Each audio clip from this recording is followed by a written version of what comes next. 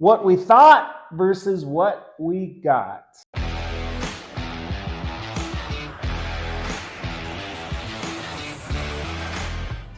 This video is going to be a little recap of a couple of recent flips that we just did, a general update about where my head's at with the market and what we are doing going forward. It is October 8th, 2025. So rates just slightly came down from the Fed. Mortgage rates have been inching a little lower. I would say in Salt Lake here, and I'd love to hear if you guys are feeling this or felt it, because this video might not come out for a few weeks, that in the last few weeks, things feel like they picked up a little bit. I'm still seeing in Salt Lake that the overall inventory is really just stable, meaning what comes on the market, one way or another, goes off the market. Overall surge of inventory has plateaued. Rates have settled down a little bit. So I think what that means is there's still buyers out there. There's maybe not as many as we're all hoping for, but if you have a good property at a good price in a good location, you're going to get an offer and it's going to sell. If you're not selling your properties right now, my guess is it's overpriced in relation to the current condition and or maybe location. And your barometer is how many showings you're getting. It's not how many Zillow likes or how many MLS views you're getting. None of that matters, because people are always looking. People are always curious. The proof is in the results. Are you getting showings? What is the feedback? Are you getting offers? Until you're getting showings at least 1 or 2 times a week, your price is too expensive for the perceived value and comparables in the area at this time. So it's also a weird time where it's not like obvious what are good deals. It's still like, there's not a lot of distress. There's more than there has been, but there's not an overwhelming amount of foreclosures. I think I saw a stat the other day that still like 70% of all loans are at a 5% interest rate or less. So there's still that stickiness. If people don't need to move, in my opinion, they're not moving. They're remodeling, they're adding on, they're changing carpet, they're just making it a little bit different so that it's more doable to live in.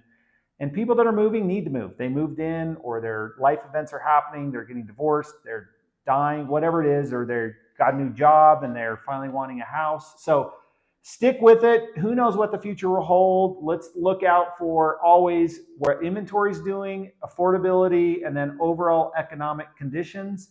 I'm still looking to buy more properties. However, I'm not looking to overload myself. I want to buy stuff that I can be in and out of to reduce my time on market and to reduce my risk. So one property that we just sold, this is going to be a video on a little bit of a recap of 2 different properties. We're going to first start with one. These are actually polar opposites in terms of neighborhoods and price point.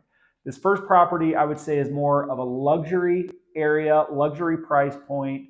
Definitely the highest level of scope of work that I've ever done on a flip in all of my 20 years of doing it.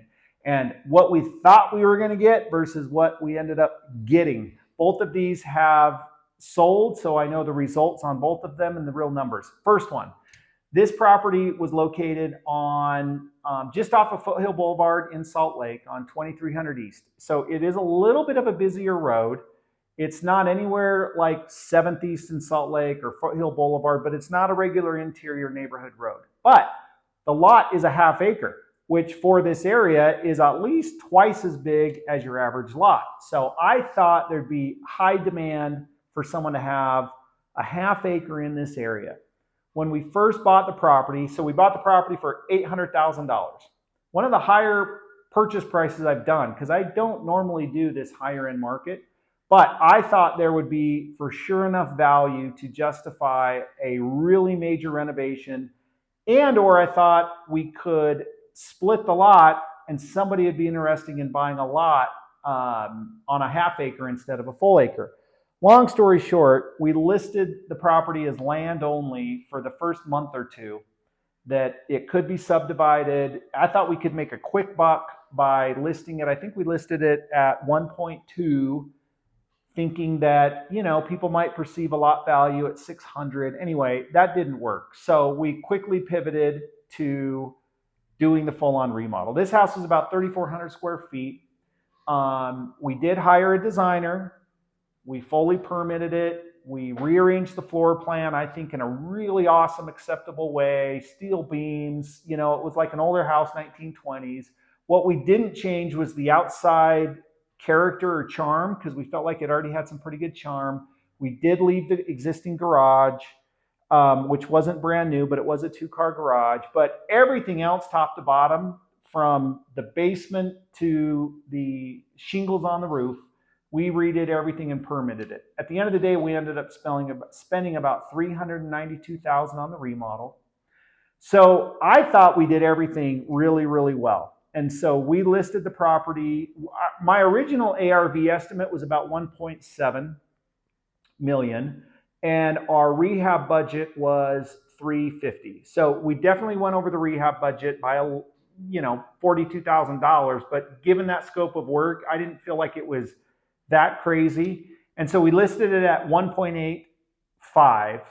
So higher than what I thought the ARV was. But I thought we had such a spectacular house on a half acre, but it turns out the market did not think so. I thought we were going to kind of get that one-timer buyer that was going to come through, and we almost had it. We had 2 groups come through, and they both went back multiple times. They ultimately passed on it. And then what happened is we kind of were more days on market.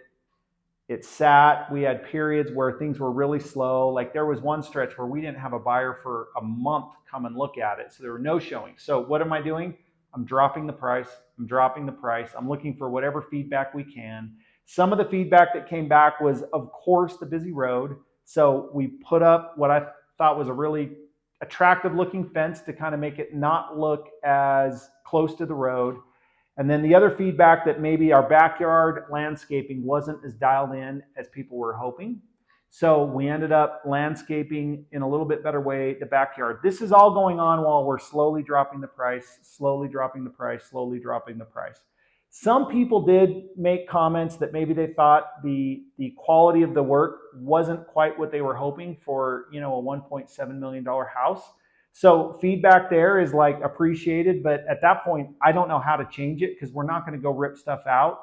It just wouldn't be cost effective. So our strategy was to just be as responsive as we could to the market and lower the price until we get the right buyer.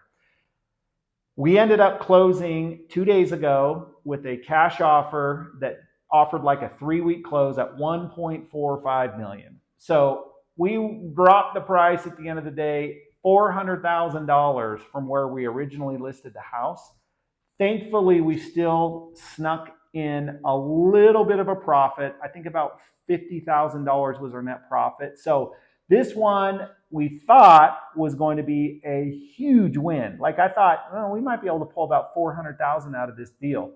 At the end of the day, it was a fraction of that, about a tenth of what we thought, but we didn't lose. We got all of our rehab money back. We paid back our private investor that funded the deal for us. So thank you very much for that. And the buyers were excited about the house. So what we thought was going to be a really big profit and what we got was not a big profit. And these are the reasons why. So what went well? I think our timeline to finish it was awesome. From start to finish, we were 133 days for a $392,000 remodel. That is really good. That's fully permitted, steel beams in the basement, steel beams on the main floor, full redo, roof, kitchen. We spent $28,000 on the kitchen. We spent a lot of money on this house. So we executed really, really well. Looking back, maybe we didn't do quite the right design for what people were expecting. I felt like it was pretty agreeable. Most people liked it. I think the objection was the price relative to the perceived value based on the busy road and all that other stuff. We probably could have maybe done more in the yard to make it better, but you're always having these conflicting thoughts. Is the juice worth the squeeze? If we do that, will we really get more out of it? I was really banking on the large lot overcoming the busy street, etc. So I would love to live in a world where we could do the same house 2 different ways, like maybe design one differently, design one the other way, and would that magic make a difference? So the other lesson learned on this one is we probably started too high from the get-go. The comps really were telling us probably 1.7, 1.75. So we started too high. I really wonder if we would have started at like 1.65, since we had so much interest right off the get-go, that we would have sold it at that and made a lot more money. But 2020 hindsight, and at the end of the day, we really would not have ever known. But the nice thing about doing a house like this is you can afford to pretty much do anything and everything inside the house when you have a really good big spread. And so we spent a lot of money and it turned out really awesome, but the market just wasn't there to match our expectations. So what I think we did wrong is we probably got out of the chute too high. We maybe should have done the fence and the backyard landscaping to start. I relied way too much on the big lot to overcompensate, for the value. But at the end of the day, it was a success in that we made the decision to buy it. We remodeled it quickly. We got it up for sale. Everything was as professional as it could have been. We just probably could have done better to not have it sit on the market for 160 days. I maybe should have dropped the price quicker, so on and so forth. So victory on that one, lessons learned. The next house, and then I'm going to tie in a summary at the very end, how to contrast in the different strategies for a high-end flip versus maybe one more first-time homeowner. This one's more in the South Salt Lake, Lower Mill Creek area. And the reason that I bought this house was I was a little cavalier and excited because I wanted to get another house. We had a new member on our team that was finding deals, and I kind of wanted to keep momentum going with him because he's been offering and offering and offering, and we just hadn't connected on anything. So it's like, okay, here's one that looks like it works. Let's do it. My mistake on this one is kind of sight unseen. It was one of these wholesaler deals. It was occupied. You could only look at the pictures. The homeowner in there was kind of difficult, didn't want to show it. And so it's like, nah, we've done a lot of these 1,300 square feet houses. Our number's going to be $70,000 to fix this thing. We'll be able to do everything inside. It's not going to be a problem. From the outside driving by, it's like, yeah, there's probably not too much wrong with this. So we decided to buy it. Didn't never go in the house before we bought it. So we bought the property. Well, the wholesaler was wanting $325. Where I thought we were getting a deal that made sense is I told them there's no way, the most I would ever pay is $300. And they had it tied up for $295. So they were looking to make pretty good money. They claimed that they had somebody willing to pay that much. And I told them, forget it, then go with their offer. Turns out they really didn't. So I guess one lesson here is don't be afraid to ask for what price you think makes sense, and don't get FOMO. So we closed at $300, got started on the remodel. Everything kind of went as planned. We knocked it out pretty quick. By the time we finished the house and put it up for sale, I think our rehab budget was only $75,000. So we're right on track. I'm thinking, man, the property that I thought maybe wouldn't be a winner is going to turn out to be awesome, because we thought the ARV was going to be $440. We listed this one at $450, $900, and got a full price offer really quick after listing it, like week 1.5. So I'm thinking, this is great. Buyer goes in to do their inspection. Oh, we maybe should have checked the sewer. It's broken. So we agreed to fix the sewer. Oh, there was a fire in the attic and there's mold all over there. Oh, well, maybe we should have checked for mold. The roof needs to be replaced. I thought it looked good. They didn't think it looked good. So now we got to replace the roof. Oh, and by the way, it tested positive for meth. Once again, should have checked that ahead of time. Long story short, we ended up spending $30,000 on their due diligence items. What went from being a pretty home run profit based on the purchase price and the scope of work ended up being still a little bit of a moneymaker, but really a dud. So, I mean, it's a win these days if you're not losing money, but our net profit on that one turned out to be $8,000. I'd have been better off trying to find somebody to list their house for them to make the commission. But as always, we're learning a lesson. Unfortunately, this is a lesson that I will probably learn yet again down the road, because sometimes go a little too quick when you're offering on a wholesaler house with all this perceived urgency, especially when it's like, well, I've done one like this before. We don't need to get a meth test. I don't need to check the sewer. It'll all be fine. Nope, it wasn't. It cost us a lot of money. If I would have known that stuff ahead of time, I would not have said yes to 300. I would have said yes to 275. We maybe wouldn't have done it. But at the end of the day, I'm glad we did both these houses. We still made money on both of them, not as much as we thought we would, but we executed like we should have. I just didn't do enough due diligence on the front end. Now, lessons learned tied to both of them.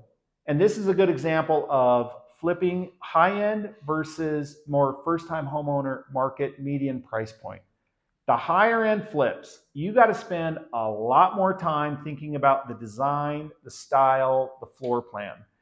Hire it out if you're not an expert in this. We hired a designer. I thought she did a great job. We had quotes from other designers. Maybe we could have used those ideas or not, but either way, go with a professional that sees what trends are happening in that luxury market, what people want, like what kind of countertops, what touch and feel do they want, what paint, what colors are flowing.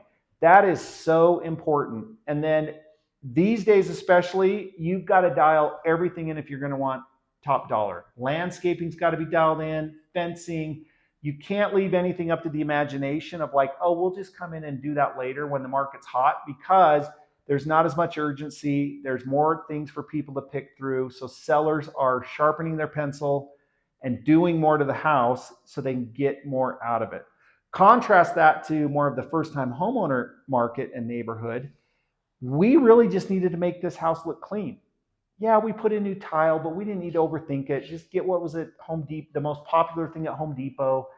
We even painted the cabinets in this one, and some of the cabinets didn't even match, but it was good enough for this area. If we wouldn't have had the sewer, the meth, the mold, the roof, the buyer still would have paid the same price.